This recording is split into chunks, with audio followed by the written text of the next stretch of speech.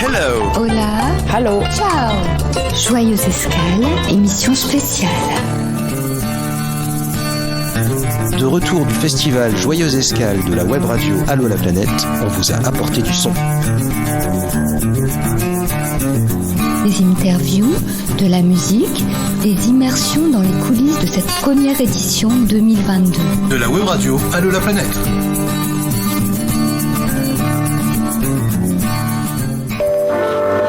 Auteur. Interview. Réalisateur. Interview.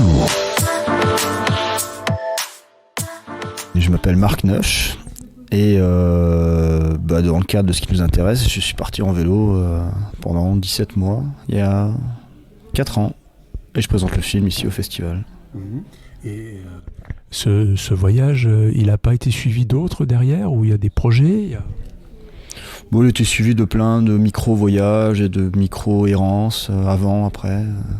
Moi, je sais pas, tout est un peu voyage. Moi, je dis toujours, même si tu vas jusqu'à la gare, c'est un voyage, quoi. Ouais, justement, c'est quoi ta définition du voyage ?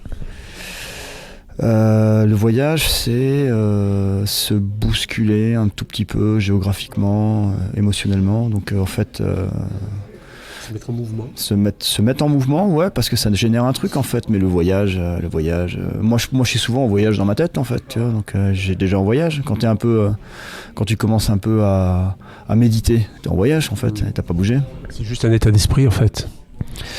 Ouais, c'est un état d'esprit dans lequel t'arrives à te mettre et qui te permet de te surprendre, voilà, de t'auto-surprendre. Qu'est-ce qui t'avait toi poussé à partir la première fois La toute première fois, bon, il y a eu plein de fois, je saurais plus te dire la première fois où je suis parti. Moi, je partais beaucoup en vacances avec mes parents. On allait dans des campings naturistes dans les Balkans quand j'étais gamin. Alors, j'avais déjà un peu l'habitude de bouger. Mais moi, ce qui m'a poussé à partir, moi, c'est souvent l'urgence qui me pousse à partir. Et moi, on va dire que j'ai un volet plutôt dépressif. Et quand ça va vraiment pas, ma porte de sortie elle est là, je sais que voilà, quand t'es enfermé dans une pièce, il y a parfois, tu peux encore sauter par la fenêtre des fois, quoi. C'est thérapeutique le voyage ? Ah ouais, moi ça m'a sauvé la vie le voyage. Ouais, je trouve que voyager c'est vraiment, hein, quand tu vas, je trouve que aller vraiment mal psychologiquement, c'est lorsque t'as évidemment pas de solution et goût à rien, etc. Le voyage, si tu y as pris plaisir, ça peut être ta sortie de secours quand ça va mal, quoi. Et moi je le vis comme ça aujourd'hui. Moi, le voyage, c'est ce qui me permettra d'aller bien si je suis dans le trou un jour, quoi. C'est quoi ça, comment ça fonctionne ? Ça t'apporte un supplément de vie ? C'est quoi la posologie qui fait que ça marche ? Ça marche pour moi parce que quand je suis en voyage, je suis la meilleure version de moi-même. Alors ça m'aide à me dire que je suis pas trop un connard. C'est une histoire de confiance en soi, d'estime de soi ? D'estime de soi, ouais, parce que moi j'ai vite tendance à tourner en rond sinon, et en voyage, honnêtement, je trouve que je suis quelqu'un de meilleur. Alors ça m'aide. Je me dis, bah ouais, t'as vu, t'as réussi à faire un truc qui était chouette et qui a du sens. Et en fait, t'es pas qu'un connard, t'es aussi ça. Bon, c'est plutôt une vision optimiste. Et pourquoi le vélo ? Ou pourquoi pas à pied ? Pourquoi pas en moto ? Pourquoi pas en bateau ? Vélo, exactement comme je viens de dire, pourquoi pas, rien à foutre, c'est un vecteur, quoi, c'est un moyen. Moi, si on m'avait filé un skate, je sais pas quoi, un truc, ouais. C'est parti à skate. Ouais, c'est un vecteur, rien à foutre sinon. Ouais. Et qu'est-ce que ça... T'es parti 17 mois, tu as dit, hein, c'est ça ? Donc au bout de 17 mois, tu l'avais... ça serait à refaire aujourd'hui, cette expérience de 17 mois à vélo te pousserait vers repartir à vélo ou pas ? Moi, j'ai eu quand même une démarche où je suis allé vers l'épure à peu près absolue, parce que j'ai plus d'argent, j'ai sans argent du tout les 4 derniers mois. Donc là, dans mon démarche d'épure, j'ai plus l'impression que je devrais, si je me respectais là-dedans, migrer vers un truc qui serait de la marche à pied, un truc où ton vecteur, c'est devient toi-même, quoi, finalement. Donc je crois que pour moi, la finalité du chemin que je suis en train de prendre dans le voyage, c'est de finir à pied, je pense. Parce que c'est là où on est le plus proche de ce qu'on est vraiment. Et de ce qu'on est en train de faire aussi, parce que quand t'es à pied, t'as distance avec la route et il reste plus grand chose, quoi. Alors que le vélo, il y a encore un peu de matos. Moi, c'est la distance, j'aime bien cette expression-là, c'est la distance que j'ai avec la route. Moi, j'essaie de minimiser ça. Dès que tu as beaucoup de... Si tu apportes des éléments, tu es moins proche de la route. Est-ce que le voyage à pied, c'est un surplus de liberté aussi pour toi ? Est-ce qu'il y a cette notion-là entre moins d'artifice, mais aussi un surplus de liberté ? Ouais. Et le voyage en général, hein, le vagabondage. Moi, je suis un grand fan du vagabondage et des vagabonds en règle générale. Je trouve que c'est une façon chouette de vivre une vie. C'est quoi la différence que tu fais, toi, entre vagabond et voyageur ? Un voyageur, c'est quelqu'un qui a mis sa vie entre parenthèses pendant un temps pour faire autre chose. Un vagabond, c'est quelqu'un qui a pas de parenthèse dans sa vie, qui est en train de vivre quelque chose, et c'est sa vie. Et c'est comme ça que tu te définirais, toi ? C'est comme ça que j'aimerais être. Après, on a des aspirations et on n'y arrive pas toujours. Mais je crois que s'il n'y avait pas des personnes que j'aime et qui m'aiment autour de moi, je serais un vagabond. Ouais, parce que je trouve que c'est une belle vie. Voilà, j'aimerais vivre comme ça. C'est vraiment l'aspect humain qui t'empêche de le faire, hein, l'aspect de proche. Ouais, c'est l'engagement que j'ai auprès de certaines personnes et que je voudrais pas rendre triste et dont je voudrais pas me priver aussi. Mais voilà, en dehors de ça, on n'en compte pas beaucoup. Moi, j'en compte 2 dans ma vie, hein, c'est tout. Hein. C'est ma mère et ma copine, quoi. En dehors de ça, s'il n'y avait pas ces personnes, je serais sur la route. Ouais. C'est générateur de frustration ? Non, parce que c'est des gens qui sont assez intelligents pour comprendre que tous les 2 ans, je pars 1 an. Donc, j'ai la chance d'avoir rencontré des gens qui savent aussi la valeur qu'a la liberté et dans quelle mesure il faut pouvoir l'offrir à quelqu'un, quoi, si c'est ça qu'il a trouvé. Et donc, tu es encore dans la parenthèse d'un an tous les 2 ans. Elles vont t'emmener où les prochaines ? Tu as des envies ou tu pars comme ça de manière spontanée Là, moi j'ai souvent des flashs. Je suis géographe à la base, j'ai souvent des flashs sur des pays ou des trucs, voilà. Et là, depuis quelques mois, c'est la Finlande. Alors je sais que je vais partir en vélo. Ça, c'est prévu. L'année prochaine, je repars en vélo vers les Pays-Bas, la Finlande, la Norvège, éventuellement l'Islande, et revenir en Belgique, parce que j'habite à Bruxelles. Mais j'aimerais là-dedans y glisser plusieurs mois d'à pied, quoi, en Finlande. J'aimerais bien marcher en Finlande au hasard, un peu, pas suivre des chemins particuliers, mais un peu au hasard. D'accord. Voilà. Et le retour est difficile pour toi ? Ouais, c'est toujours hyper dur pour moi le retour, parce que j'ai l'impression que je gâche un peu ma philosophie quand je suis dans la vie de tous les jours. Si je travaille, si je consomme, je suis en train d'appauvrir ma philosophie, tu vois. Donc à chaque fois que je suis là, je suis un peu déçu de moi. Ah ouais. Et quand tu pars comme ça sur 1 an, c'est que de l'itinérance, ou il y a des moments où tu te poses pour te refaire une finance, ou parce qu'il y a des gens fantastiques que tu rencontres et tu as envie de rester ? Pour les finances, jamais, parce que j'ai vraiment je veux pas avoir à travailler. Déjà dans la vie, j'aime pas trop, et en voyage, je veux pas. Je trouve qu'il faut pas. Et il y a des moments où je me pose, mais c'est lié à des difficultés. Si je suis à plat, si j'en peux plus, je m'arrête. C'est pas une course en avant. Il y a des moments où je me suis arrêté 10 jours à des endroits parce que j'aime bien. Il y a pas de règles là-dessus, en fait. Moi, je fixe assez peu de règles. D'accord. Et tu me parles là des pays un peu plus nordiques là, mais est-ce que le voyage juste en fermant la porte de chez soi et en partant sur le premier chemin qui passe devant chez toi, ça fait aussi partie du voyage pour toi ? Ah ouais, à fond. Ouais. Se perdre. Moi, quand j'habite à Bruxelles, j'adore me paumer dans des quartiers, et c'est très bien, quoi. Je vais n'importe où, je marche n'importe où, et je me perds quelque part. C'est magnifique. Il y a pas longtemps, j'ai fait Bruxelles-Charleroi, hein, ça fait pas rêver. C'était génial, c'était super beau. J'aime tout. Ouais, donc finalement la vie est plutôt belle. La vie est belle, mais la vie est courte. Alors il faut essayer d'y mettre les trucs que tu préfères dedans, parce que sinon, à la fin, tu les as pas fait. Marc, je te remercie. Et puis écoute, je te souhaite de mettre tout ce qui est bien dans la vie, dans tes voyages. Merci à toi. Merci beaucoup, c'était cool, merci. Allô la planète, vous embarquez ? Allô la planète. From Paris City to New York City, everyone wanna be gypsy for one day. From Macedonia to Guatemala, everyone wanna be gypsy for one day. Tu veux rejoindre l'équipage d'Allô la planète ? Eh bien, intègre l'équipe des bénévoles pour la Joyeuse Escale 2023. Le festival se tiendra du 17 au 21 mai à Joyeuse, en Ardèche. Nous avons besoin de bénévoles à Joyeuse, mais pas que. En dématérialisé, ça peut le faire aussi. Alors inscris-toi sur allolaplanète.fr, onglet Festival. La Joyeuse Escale est le festival du film de voyage, d'aventure et d'expatriation. Un événement Allo la planète. Hello. Hola. Hello. Ciao. Joyeuse Escale, émission spéciale. De retour du festival Joyeuse Escale de la web radio Allo la planète, on vous a apporté du son. Des interviews, de la musique, des immersions dans les coulisses de cette première édition 2022. De la web radio Allo la planète. Vous présentez des cartes sonores, ça consiste en quoi ? Alors oui, on pourrait dire carte postale sonore. J'appelle ça un carnet de voyage sonore pour une immersion dans le Jura, le Haut-Jura exactement, pour découvrir par l'animal qui est le lynx, animal emblématique du Jura mais assez fantomatique que personne jamais ne voit, découvrir les forêts, la poésie des forêts du Jura. Donc j'ai interviewé plusieurs personnes du Haut-Jura, alors parmi le grand public. Alors j'ai fait du micro, comme on appelle du micro-trottoir, mais du coup du micro-sentier parce que j'étais au bord des sentiers de raquettes à neige pour interviewer les gens sur le lynx. Est-ce qu'ils le connaissent cet animal? Qu'est-ce qu'ils en savent?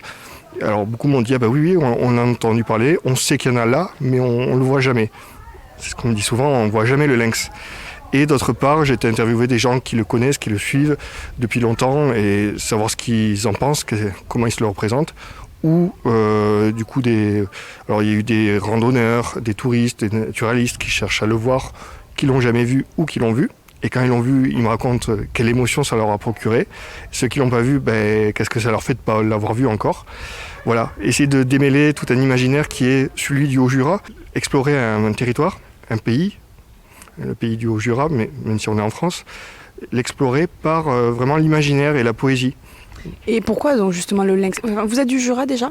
Alors non, ça s'entend peut-être pour certains. Je suis du sud-ouest de la France, D'accord. Je suis des Pyrénées moi. Et donc pourquoi le lynx ? Ah oui, pourquoi le lynx ? Parce qu'en fait le lynx c'est un animal emblématique. Il avait disparu du Jura il y a plus de 100 ans et il a été réintroduit dans le Jura dans les années 70. Depuis il y en a et de plus en plus. Il n'y en a peut-être pas encore assez, mais il y en a. Et du coup, il est devenu un symbole du Jura. Parce que c'est un animal très discret, c'est un félin. Alors beaucoup de gens sont attachés au félin. C'est un animal très discret qu'on ne voit jamais. On en entend beaucoup parler dans le Jura, mais personne ne le voit. Moi-même, j'ai pas réussi à le voir. J'espérais le voir, et j'ai pas réussi à le voir. C'est un peu le fantôme. Et justement, vos cartes postales sonores, il y en a combien ? Vous en avez fait combien ? Alors j'ai 7 épisodes. J'aurais presque de quoi en faire le 8e, mais j'en ai 7 épisodes. Et avec une amie qui est dessinatrice, illustratrice nature, on a fait un petit court-métrage de 6 minutes qui est un condensé de ces représentations sur l'animal et les forêts. Les 7, c'est sonore, seulement audio. Et je les propose ici à écouter au casque, dans une sieste sonore et vagabonde, on pourrait dire, pour se détendre. Et puis, le court-métrage, voilà, c'est un court-métrage animé, donc là, c'est de l'audiovisuel. C'est 6 minutes, c'est un condensé. Combien de temps à peu près les cartes postales sonores elles durent Alors il y a différentes durées, du coup, il y en a de 7 minutes, 8 minutes, 15 minutes, et puis ça va jusqu'à 25 et 42 minutes. Donc vraiment, c'est au choix.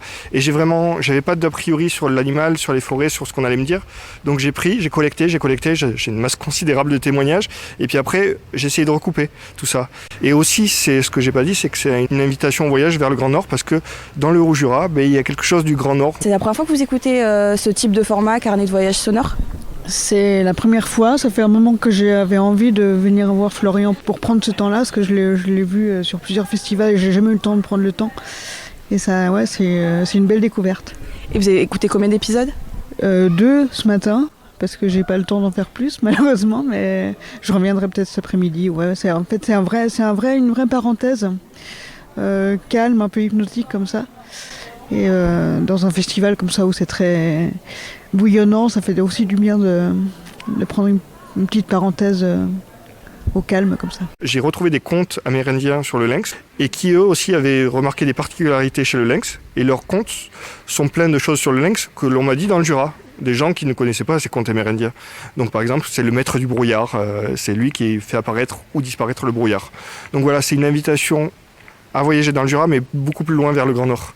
Ben moi je vis dans le Jura, donc c'est marrant, c'est ce que je disais à Florian tout à l'heure, j'ai l'impression d'avoir voyagé chez moi, alors que d'être venu en Ardèche pour voyager chez moi. Donc c'est vraiment très agréable, et oui, bien sûr, le lynx, c'est quelque chose qui est... C'est un imaginaire très fort dans le Jura, donc j'adore cet animal, bien sûr. Vous en avez déjà vu un ? Non, jamais.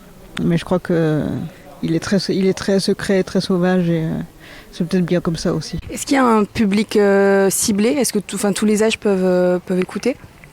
Oui, alors parce qu'en fait, ça mêle à la fois des témoignages réels de représentation de gens, mais aussi des contes, des légendes, et puis on a aussi du son, de l'immersion. Donc voilà, donc les contes sont très bien faits pour les enfants et les grands-enfants. Et puis après, les témoignages, c'est peut-être plus pour un public adulte, mais ça montrera aux enfants que les adultes aussi ont encore garder une partie imaginaire et de poésie. Oui, je vois qu'on a des enfants comme des adultes qui viennent écouter vos cartes sonores. Voilà, il y a de tout, ça mêle de tout. Allô la planète, vous embarquez ? Allô la planète. From Paris City to New York City, everyone wanna be gypsy for one day. From Macedonia to Guatemala, everyone wanna be gypsy for one day. Voyageurs, auteurs ou réalisateurs, proposez vos films, livres, carnets de voyage ou expo photo pour l'édition 2023 de la Joyeuse Escale. Le festival se tiendra du 17 au 21 mai à Joyeuse, en Ardèche. Alors inscris-toi sur allolaplanète.fr, onglet Festival, puis Contact Info. La Joyeuse Escale est le festival du film de voyage, d'aventure et d'expatriation. Un événement Allô la planète. Auteur. Interview. Réalisateur. Interview. Bonjour, je m'appelle Morgane Lemoel. Je suis hypnothérapeute et coach de vie. Je suis à Lorient. Et qu'est-ce qui t'a emmené vers le voyage du coup ? Je dirais un appel. Donc moi je suis partie sur le chemin de Compostelle. Et en fait ça faisait des années, je pense, qu'il y avait une phrase qui résonnait en moi et qui disait un jour j'irai à Compostelle en partant de chez moi. Et j'ai pas mal voyagé en France, mais voilà, c'était toujours ça. Je partirai de chez moi. Et puis du coup, en 2019, cet appel a été vraiment beaucoup plus marqué, beaucoup plus fort. Et j'ai bien senti qu'il fallait vraiment que j'y aille, ou sinon je pense qu'il se serait passé, c'est comme ça que je l'ai ressenti en tout cas à l'intérieur de moi, et que j'allais peut-être me blesser ou qu'il allait se passer quelque chose de pas forcément très sympathique. D'accord. Voilà. Mais parce qu'il y avait un événement particulier en 2017 ? Non, alors non, pas forcément. Donc c'était en 2019, mais ouais, non, il n'y avait pas forcément un événement plus particulier à ce moment-là, mais si ce n'est que cette sensation de devoir partir s'est manifestée de manière plus grande. Tu l'avais jamais fait avant de partir à pied comme ça, sur une si longue distance et... Jamais, j'étais pas marcheuse d'ailleurs. Ouais. Une dizaine de jours avant mon départ, j'ai fait 20 km avec une amie qui, elle, est marcheuse, qui a écrit 2 livres de randonnée dans la Bretagne. Ouais. Et c'était la première fois de ma vie que je marchais 20 km dans la même journée. Et alors ça l'a fait, ça l'a très bien fait. Voilà. Et comment, du coup, tu avais cet appel-là, c'était tu avais une idée précise de ce que tu cherchais sur le chemin, ou de ce que tu allais y trouver, ou de ce que tu en attendais, et est-ce que tu as trouvé autre chose que ce que tu attendais ? Je sais pas vraiment en fait si j'attendais quelque chose, si ce n'est de vivre l'expérience, et voilà, comme je disais, de pas comment dire, d'aller au-delà de mes peurs en fait, voilà, donc parce qu'évidemment il y a l'idée, mais il y a aussi toutes les peurs qui se manifestent derrière. Et j'en avais plein parce que j'avais pas d'économie, parce que je travaillais en tant qu'indépendante et que j'allais pas travailler pendant 3 mois, que j'allais pas avoir de revenus. Ça, c'est les peurs matérielles. Voilà, c'est les peurs matérielles, absolument. Et puis aussi le fait que j'étais pas une marcheuse, mais encore que celle-là, c'était pas forcément quelque chose de... La pire. Non, c'était pas la pire. Et en fait, comme c'était vraiment très fort, à un moment donné, j'ai reçu plein de signes de la vie, de synchronicité absolument incroyables qui m'ont amené à me dire c'est bon, Morgane, ok, t'as des peurs, mais maintenant... observe que t'es pas toute seule, que t'es guidée, que ça va bien se passer, fais confiance et tu vas voir quoi. Et pourquoi Compostelle ? Parce que c'est un chemin de pèlerinage connu et reconnu depuis longtemps, parce que l'idée c'est de se mettre en mouvement, c'est pas... Oui, absolument, l'idée c'est de se mettre en mouvement et en même temps j'étais pas forcément au fait non plus de toutes les possibilités de voyage qui pouvaient exister. Ça c'est apparu un mois après ma marche de Compostelle, ça faisait pas forcément partie de ce que moi je voyais dans la vie. Et du coup c'était ce voyage-là qui s'est manifesté de manière plus vive. Et parce que tu pouvais imaginer qu'il y avait une connotation soit ésotérique, soit spirituelle, à défaut d'être religieuse sur ce chemin-là ? Oui, c'est ça. Moi, ma démarche était plus spirituelle, dans une démarche de reconnexion à soi, d'écoute intérieure, de connaissance de soi. Voilà. Et avec en même temps l'envie de faire ce voyage seul, et en même temps l'envie de le partager. Et du coup, c'est comme ça que m'est venue l'idée de le partager sur les réseaux sociaux en même temps que je marchais, donc à travers des posts que je pouvais rédiger sur Facebook ou des vidéos que je réalisais sur YouTube. Et comme je disais, voilà, donc j'ai dû quitter mon appartement pour des raisons financières, donc j'ai vendu des meubles pour financer mon voyage. Et puis j'ai ouvert une cagnotte en ligne pour m'aider aussi à réaliser cette marche, et c'est comme ça que ça s'est mis en place. D'accord. Est-ce que la reconnexion à soi, la quête de son intériorité, tu l'as trouvée sur le chemin ou... Oui, je pense, oui, absolument. Tu penses ? Ouais, non, c'est une évidence, ouais. Et en même temps, c'est aussi pour ça que je voulais partir seule, de rester vraiment à l'écoute de moi, de ne pas être envahi par l'envie ou l'idée de se caler sur le rythme de quelqu'un d'autre ou d'écouter le rythme de quelqu'un d'autre, mais d'être vraiment à l'écoute de soi. De soi, ouais. Ouais. S'adapter à son rythme. Et on arrive à très vite à reconnecter à soi ou ça demande du temps, ça demande un vrai travail, ça demande... Ça demande du temps. Je ne sais pas si on peut parler d'un vrai travail, mais ça demande du temps. Moi, ce que j'ai trouvé, c'est au bout quand même de plusieurs semaines, je pense, de laisser la place au silence, de faire la place vraiment à un silence intérieur. Et c'est aussi pour ça que j'avais envie, quand je suis partie, de ne rien projeter après mon retour. Voilà, c'était vide, donc je savais que j'avais le temps nécessaire devant moi pour arriver à ma destination. Ça a pris le temps que ça a pris, mais d'être vraiment dans l'instant présent. Et ça a pris combien de temps ? 83 jours. Ouais, 83 jours, 2100 km depuis la Bretagne. Et t'as pas eu envie de le faire dans l'autre sens, de revenir à pied ? Si, très, très envie. J'avais ni le temps ni l'argent, mais sinon je l'aurais fait, ouais. Et je pense que ça viendra un jour. Je ferai, je pense à nouveau l'aller et le retour. Ouais. Et tout ce que tu décris, t'aurais pu si tu avais eu la connaissance d'autres chemins, il y aurait eu le même résultat sur d'autres chemins, ou c'est vraiment lié à celui-ci pour toi ? Alors, ça m'est difficile de répondre à la question parce que j'ai pas forcément, mon premier c'était celui-là, donc ça restera celui-là toujours, voilà. Maintenant, depuis avoir marché sur d'autres chemins que le chemin de Compostelle, je trouve qu'il y a quelque chose de tout à fait particulier qui se dégage du chemin de Compostelle. Je sais pas si c'est de manière historique, ce grand nombre de pèlerins qui a marché là, cheminé dans les mêmes pas depuis des centaines d'années, etc. Mais pour avoir maintenant foulé aussi d'autres GR et marché sur des portions du Camino sur les GR, je trouve qu'il se dégage quelque chose de tout à fait particulier sur le Camino. Et c'est quoi les projets pour toi ? J'ai un projet là tout bientôt puisque je pars d'ici donc quelques jours. Donc je pars de Nantes, du château des Ducs de Bretagne, et je vais remonter la Loire à pied jusqu'au Mont Gerbier de Jonc, et je reviens en kayak jusqu'à Nantes à partir de Roanne. Ouais. Ça répond à quel appel cette fois ? Alors moi, quand je pars comme ça, c'est vrai que j'aime mettre un thème en fait dans ma marche, et donc ce prochain voyage, je l'ai intitulé donc Retour à la source par la voie royale. Et donc pour moi, voilà, c'est à nouveau un retour aux sources, donc à cette source au plus profond de nous-mêmes, mais aussi peut-être à une source dans quelque chose qui est plus grand que nous encore.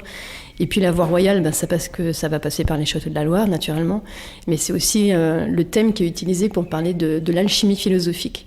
Voilà. Et donc cette voie royale, pour moi, c'est aussi ça. C'est comment est-ce que chacun d'entre nous, à travers la marche ou à travers notre propre cheminement personnel, peu importe notre voie, on va réussir finalement à transmuter nos zones d'ombre en lumière, notre plomb en or. Ouais, changer la matière. Ceci dit, c'est pas ce qui manquait, les symboles alchimiques sur le chemin de Compostelle. Absolument, et je les adore. Tout à fait. Je vous remercie. Merci beaucoup. Allô la planète, vous embarquez ? Allô la planète.